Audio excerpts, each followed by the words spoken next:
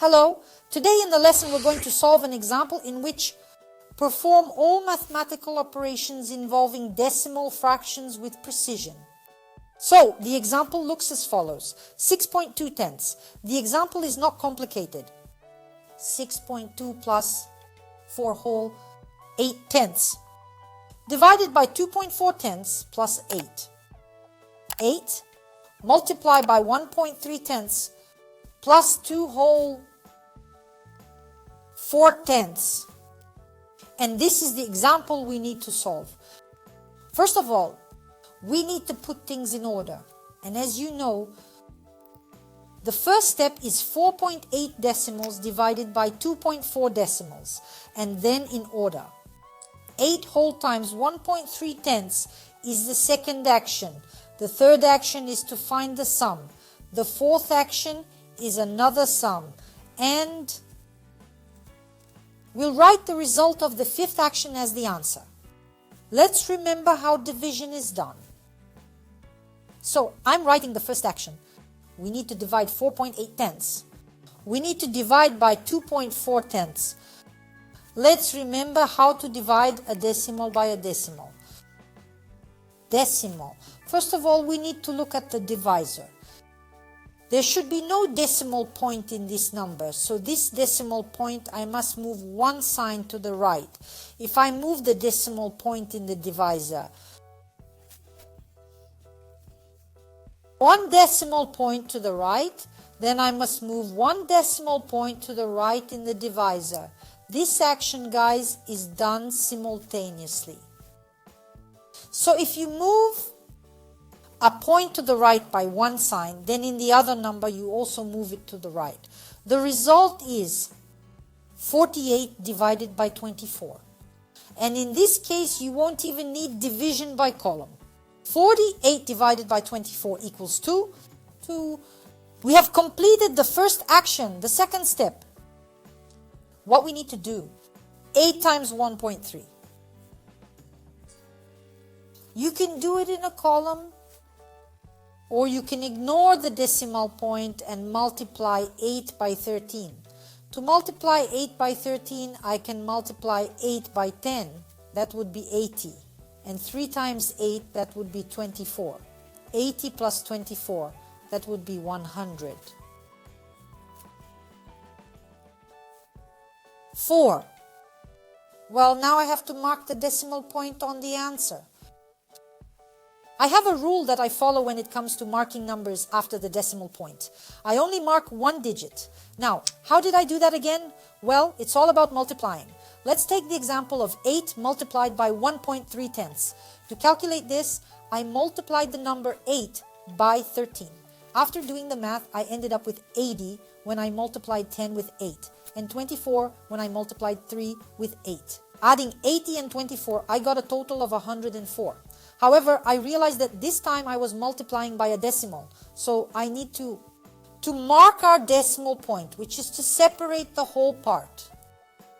In our product has only one multiplier with one sign after the decimal point, so I only highlight one sign in the answer. Next action, 3. Be very careful. We need to add the result to 6 whole 2 tenths to 6.2 tenths. And when we divided 4.8 tenths by 2.4 tenths, we got 2. So I'm going to add 6.2 tenths. I'm going to add 2. So to 6.2 tenths, I'm going to add 2. Of course, you could do it in a column, but I realized that 6 whole ones and 2 ones, that would be 8 ones. And that leaves me with 2 tenths.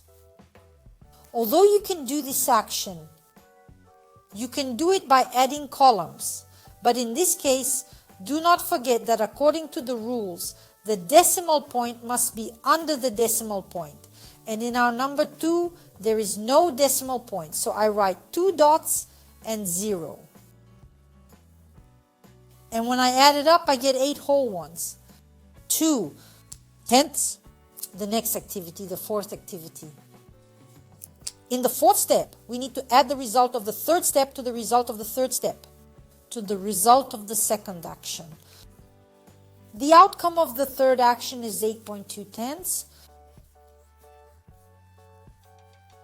Additionally, I add the outcome of the second action, which is 10.4 tenths. In other words, I combine 8.2 tenths with 10.4 tenths. Once again, I need to perform an addition to determine the sum of 10.4 tenths and 8.2 tenths. This action allows me to calculate the column count accurately. Let's go over the process of adding decimals together. There is a simple rule to follow. The decimal point should align directly under the other decimal point, unlike with multiplication. So, right now, we will focus on addition. If we add 4 to 2, the sum is 6. The decimal point remains as 0, but I augment it with 8, making it 8. Then I add 1 to that, resulting in 1. The outcome is 18.6. Next, we must execute the fifth step without altering anything significant. I have to add 2.4 tenths to the result of the fourth action, and the result of the fourth action is 18.6 tenths. 6 tenths, and plus 2.4 decimals.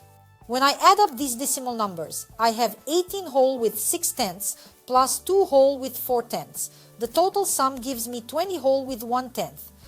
Be careful how you write down this action. The decimal point is under the decimal point. This is very important. So now I'm adding it up. 6 plus 4, that would be 10. I only write 0 and 1 I memorize. To 8 I add 2, that will be 10. And 1 in my mind, that would be 11. 1 I write, 1 more I memorize. And to 1 I add 0, that's 1. And plus 1, that's 2. The result is 21. That's the answer to our example. I'm writing down 21. So, today we have repeated the operations that can be performed with decimal fractional numbers. These are division, multiplication, and addition. In the next lesson, we'll solve some more examples. And that's all for today. Goodbye. See you again.